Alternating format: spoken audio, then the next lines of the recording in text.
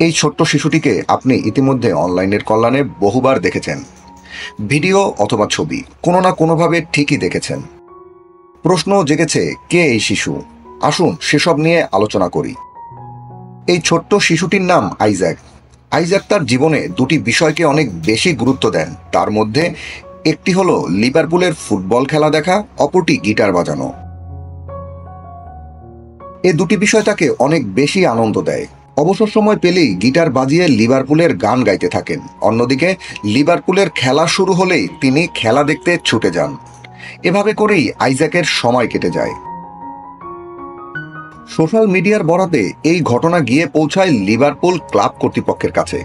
এই খবর জানতে পেরে তারা আইজ্যাকের সঙ্গে যোগাযোগ করার জন্য চেষ্টা করেন। অতঃপর তার বাবা মাকে জানিয়ে তারা আইজ্যাকের জন্য একটি সারপ্রাইজ প্ল্যান করেন।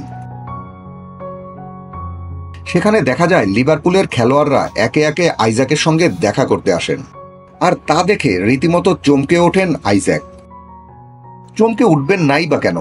যাদেরকে টিভির পর্দায় দেখে এসেছেন তাদেরকে চোখের সামনে দেখছেন। এর চেয়ে ভালো লাগার বিষয় আর কি হতে পারে?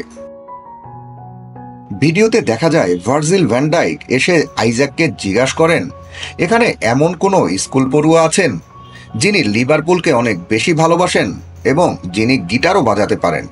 এমন প্রশ্ন শুনে আইজ্যাক বলে ওঠেন, আমি তো সেই। ভার্জিলও অবাক হওয়ার মতো অঙ্গভঙ্গি করেন।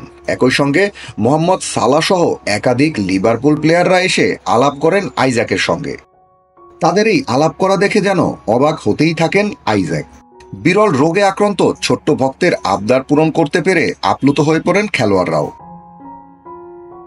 ডাক্তাররা বলেছিল আইজ্যাক কখনো হাঁটতে পারবেন না, কিন্তু অবাক করার বিষয় হলো তিনি হেঁটেছেন অ্যানফিল্ডের মাঠে। এমন সব অসম্ভব কাজ সম্ভব হয়েছিল শুধুমাত্র ফুটবল প্রেমের উছিলায়। আইজ্যাক হয়তো লিভারপুলের একমাত্র ভক্ত নন, কিন্তু তিনি তাদের মধ্যে অন্যতম যারা লাল জার্সিটিকে সবচেয়ে বেশি সম্মান ও শ্রদ্ধা করেন। ধন্যবাদ আইজ্যাক, ধন্যবাদ লিভারপুল।